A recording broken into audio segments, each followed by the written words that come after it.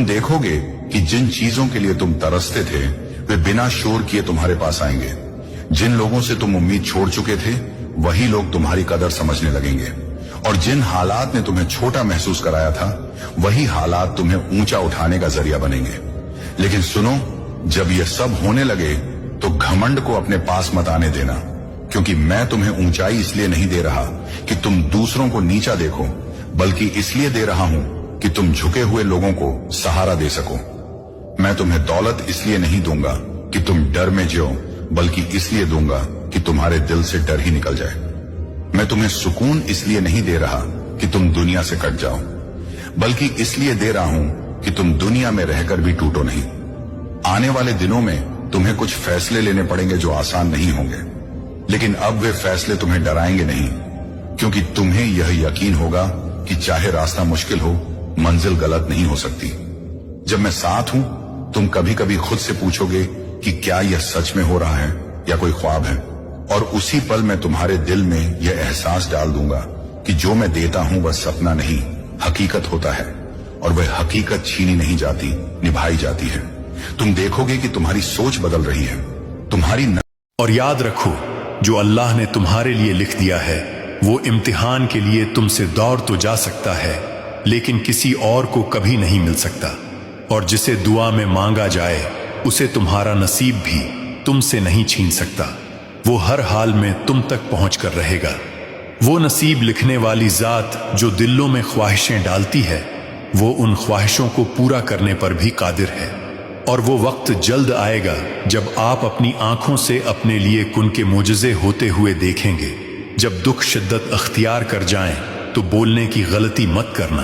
ये तो सब्र के लम्हे होते हैं, वो लम्हे जब अल्लाह आपके साथ होता है, और जब वो साथ होता है तो इंसान को फर्श से अर्श तक पहुंचा देता है। सुनो, वक्त गुजरता है और गुजरता चला जाता है। आज जो गम और तकलीफ है, कल उसकी जगह कोई खुशी ले लेगी। गम के बोझ तले खुद को न तोड़ो, साबित कदम रहो।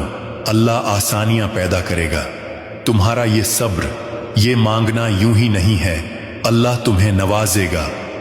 दिल में अल्लाह पाक का डर इंसान के लिए सबसे बड़ी हिफाजत और रहनुमाई का जरिया है। जब इंसान अपने दिल में अल्लाह का डर रखता है तो वो हर बुराई से बचने की कोशिश करता है और हर काम में सच्चाई और इंसाफ को तरजीह देता है। ये डर इंसान के अंदर अखलाकी ताकत पैदा करता है और उसे गुनाहों से दूर रखता है। दिल का डर सिर्फ खौफ नहीं बल्कि मोहब्बत और ईमान की निशानी भी है, जो इंसान को अल्लाह की रिजा के रास्ते पर चलने की हिदायत देता है। उससे इंसान की जिंदगी में सुकून, बरकत और रूहानी कुव्वत पैदा होती है। बहुत से लोग नमाज भी पढ़ते हैं, रोजा भी रखते हैं, मगर वालिदीन की बात को अहमियत नहीं देते। माँ बाप बात करें तो हमें झंझलाहट होती है, फोन ज्यादा अजीज हो जाता है, वालिदीन कम। इस्लाम में वालिदीन की खिदमत को जन्नत का रास्ता कहा गया है। उनकी दुआ जिंदगी बदल सकती है और उनकी नाराजी जिंदगी से बरकत छीन लेती है। ये गुनाह अक्सर हमें नजर नहीं आता, मगर अल्लाह के यहाँ बहुत बड़ा है।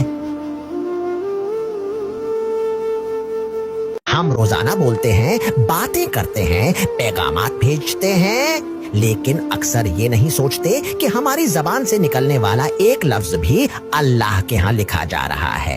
कभी हम किसी की गैबत कर देते हैं, कभी मजाक के नाम पर दिल दिखा देते हैं, कभी गुस्से में सख्त अल्फाज बोल जाते हैं और कभी सच को छुपाकर झूठ का सहारा ले लेते हैं।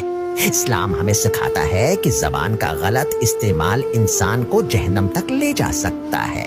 आज के दौर में मोबाइल, व्हाट्सएप, फेसबुक के कमेंट्स भी जबान ही का हिस्सा हैं। सोचने की बात यह है, क्या हम अपनी जबान को अल्लाह की रजा के लिए इस्तेमाल कर रहे हैं या सिर्फ अपनी तसल्ली के लिए?